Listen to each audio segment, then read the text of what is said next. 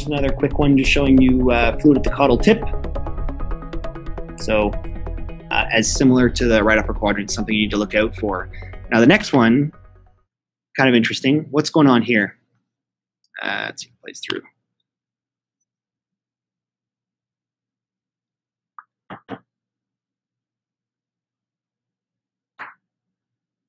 Bueno or no bueno?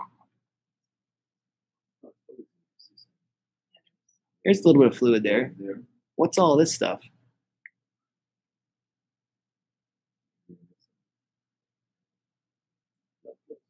Yeah, it's just a big mess. This is like a spleen that's been ruptured and is bleeding into it. This is like a really bad spleen. It's smashed. So you know, in these cases, you're seeing a lot of clot, probably mixed with some parenchyma, mixed with some you know, free fluid. So when you're losing all the structures there, and you've probably got a patient that clinically fits with that kind of picture, I would start thinking that this is probably you just seeing a smashed organ with a lot of blood and clot and stuff. I mean, I don't know the story for this patient, but presumably they're not super happy about what's going on in their abdomen right now. So when you're losing the anatomy and you're kind of getting a loss of those normal structures, that could be a sign to you that you're actually seeing an organ that's been quite severely injured. Okay, pelvis. So this is our video plan again for the pelvis scan. This one only shows the transverse view as it plays through. Is it playing through? I think so. This one takes forever, I think. There we go. But important to point out that fanning, right? So what we'll usually talk about with the bladder is that you need to fan from top to bottom, as compared to, or left to right if you're in the longitudinal axis, as compared to the other views. What is the critical part that you need to be able to see to tell you whether this is a sort of image that you can interpret? What's important about this? What will we often say when we look at the pelvis images and go and move on from doing it right away? When would you say, I can't look at this? Like there's just no value in looking. Bladder's empty, right? So if you have an empty bladder, you probably just have bowel sitting in front of the probe, and so you can't comment in those cases. So remember that the FAST is not yes or no, it's yes, no, or indeterminate. And so if you don't have a bladder window to look through of some sufficient size, it's going to be hard to say with any certainty that the FAST is or is not positive. Often if you've got a kid that's being transferred in from somewhere else and they've put a Foley in, you'll see that there's no sort of fluid that you can kind of use. So just keep that in mind when you're doing this. It's not like there's no use in like screwing around and looking more and more and more and trying different angles and windows, because at the end of the day, if you don't have a bladder to look at, you're not going to see fluid behind it. So just keep that in mind. Normal view. How could we improve this image? Raise or lower the gain? Lower the gain, yeah. So this is one that probably is a bit flooded. So you're seeing a lot of brightness behind the bladder. And so whether there's a slim amount of fluid here would be difficult to say. And how would you improve this image? Like, is this a sufficient image? Like if you're looking at a QA, would you say, yeah, I agree, this is normal? Fan, right? So this is just basically a static image here, which is fine for the purposes of me saying this is normal view, but not so helpful when you're trying to actually, do quality assurance and say whether you think that they've done well. So what I like to see in a QA image is going all the way to where you see this narrow down in one direction to all the way where it disappears in the other direction. Same thing for when it's a longitudinal view. Positive, negative. Oh, it's positive, of course. It says positive on the screen, so how could it not be? So as we talked about before, when the fluid's sitting around and it fills those potential spaces, classically in the bladder, it's going to go around, the posterior structure, whether that's the uterus or the rectum, depending on, the gender.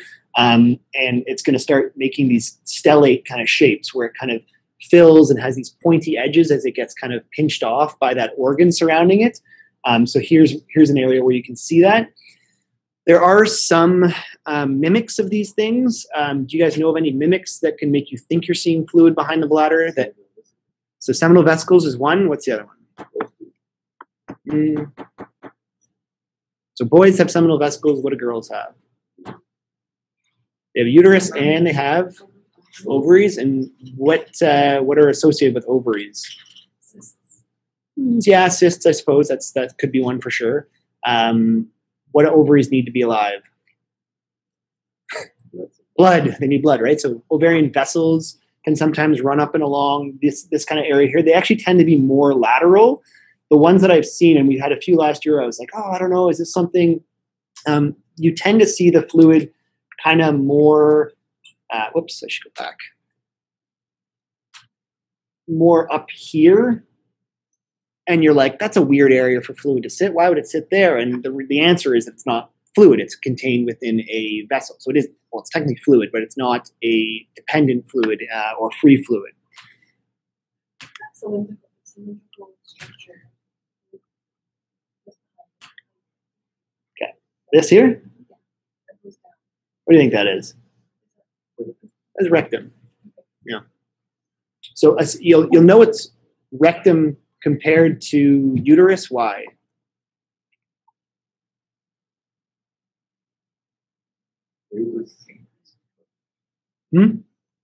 He's very round, and then the shadow. Yeah, uterus is pretty round too. Yeah. Yeah. Why does your uterus ever have air in it? No, right? Or at least it shouldn't, unless you've just had some sort of procedure done. But yeah, that's a rectum because you can just see the air shadowing. And now sometimes it'll be filled with stool and it'd be a little less clear to differentiate, but this is a rectum. Okay, so this is a longitudinal view now. So this one's just demonstrating a similar kind of image to the one we looked at before, but from a longitudinal. And you can see that because this person's lying flat, you'd think intuitively, oh, the fluid should all sit, towards the patient's feet. But of course, that's not the case because they're laying flat and it's going to sit in the most dependent area in that axis. So you can see that it sits sort of, as it plays through again, down in this area more. And then you've also got this stripe of fluid that's just sort of laying between. And that may or may not actually be a real fluid there in that little line up there, but the area down there certainly is at the bottom. All right, so where are we seeing fluid here? Boy or girl? Girl, right? So yeah, you got a uterus right in the middle, fluid sitting in that, what do you want to call it? Rectouterine pouch. And a rectum right here. See that? And then you've got a bladder on top. And the bladder is actually sitting in that classic way where it kind of sits like over top of a uterus. It's probably not fully filled. As the bladder fills up, it starts becoming a little bit more like circular and kind of pushes the organs out of the way a little bit more. But in this case, it's probably pretty low pressure right now. So the uterus actually is indenting it, and maybe a little bit of fluid here, right along the kind of right side of the patient, along the uterus, but then certainly some in that rectouterine kind of area. And this is a similar view. Anyone want to point out here? I guess you don't have the laser pointer. So fluid here, you agree? Right above the uterus. What's this? What am I specifically pointing out? Yes, this is the endometrial stripe. And then this is the vaginal canal here. So those are your kind of, and as a rule, like where you've got the kind of surfaces of like a mucosal surfaces meeting is often a hyperechoic line. So when you've got these two walls meeting each other, that's going to be that hyperechoic line. Similarly in the vagina, that's the same thing you're seeing there. And then we've got the fluid sitting in behind the uterus there, okay?